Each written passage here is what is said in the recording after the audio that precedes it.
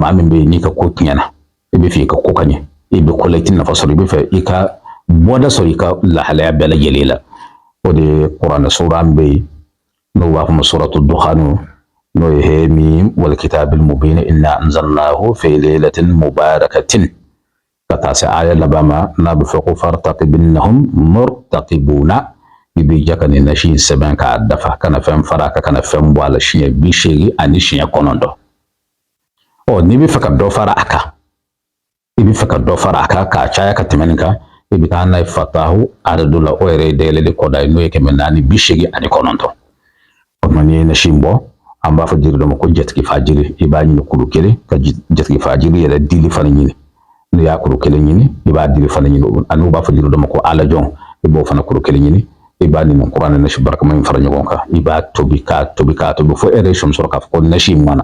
o tuma nasi in mɔnen kɔfɛ i b'a bɛɛ yɛlɛma k'a kɛ minɛn saleman kɔnɔ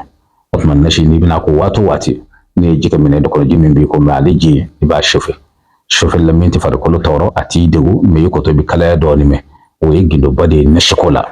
an b'a ye an ka cɛkɔrɔba dɔw tɛmɛn u bɛ diɲɛ nasi o nasi ko i b'a sɔrɔ u b'a sufɛ an ye ɲininkali kɛ o ko gansan tɛ kuma dɔ la fɛn sufɛlen o duwawu jaabi ka teli ka d'a kan n'a ye min mɛn dɔrɔn an da an bɛ ɲininkali kɛ o tuma n'i ye ji wɔlɔkɔ dɔɔnin i bɛ nasi dɔɔnin ta ka bila a la i bɛ sɔrɔ ka miyɛli ɲini n'o ko di i b'o dɔɔnin to ni a la o tuma i bɛ yɔrɔ sanuma ɲini i bɛ sɔrɔ ka kule ala la kule kan ka kɛ ala min na n'i kulela ala la kana da o dɔrɔn ma dɛ fɛn dɔw don ɲini ala cɛ parce que ni olu tɛ ala yɛrɛ tɛ e dɔn kiraw don ni ala cɛ i kana laban ni kiraw yɛrɛ bɛɛ kun n'o ye mustafa ye kira fɔlɔ don laban don i ka ala wele cogo la fo e yɛrɛ sigilen k'a dɔn k'a fɔ n lulela ala la a ka kɛ ne ka maa dɔ bɛ yen a delila ka na ne fɛ a ka muradu la a ne ko maa mana kɛ ko la cogo o cogo i b'a sɔrɔ maa wɛrɛ bɛ ko dɔn ka tɛmɛ i kan an taara ka taa ka nasi ko dugu kɔfɛ ne yɛrɛ de y'a tɛmɛ mobili la cɛ don peut-être a bɛna video mɛn ne ko n'a bɛ nasi in ko a bɛ dugawu k'a la ne yɛrɛ jɔ bɛ mobili kɔrɔ mɛ furanjɛ b'a ni ɲɔgɔn cɛ mɛ a b'a la ka kule ala la cogo min safa a yɛrɛ ye min kɛ yɛrɛ a bɛna nasi in ko a ka ca miniti 30 ye dugawu ninnu a tɛ dɔ da dɔ kan ka dugawu kɛ fo ne yɛrɛ min tugura a nɔfɛ ne yɛrɛ wasara fo ne yɛrɛ dugawu ninnu dɔw ta k'a sɛbɛn k'a fara n ka dugawu kɛtaw kan o tuma kuma dɔ la dugawu kɛ a bɛ jɔn ka dugawu jaabi teliya kuma dɔ la adamaden fana n'i ye nasi kɔ dɔw bɛ nasi kɔ dɔrɔn u kɔrɔ ka tila dɔrɔn u bɛ fini don fo fini b'i ɲigi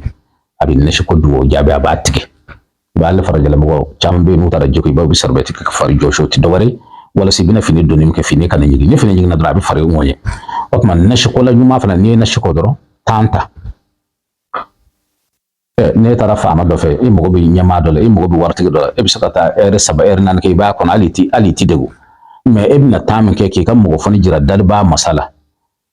o miniti 5 n'o miniti 10 i bɛ perese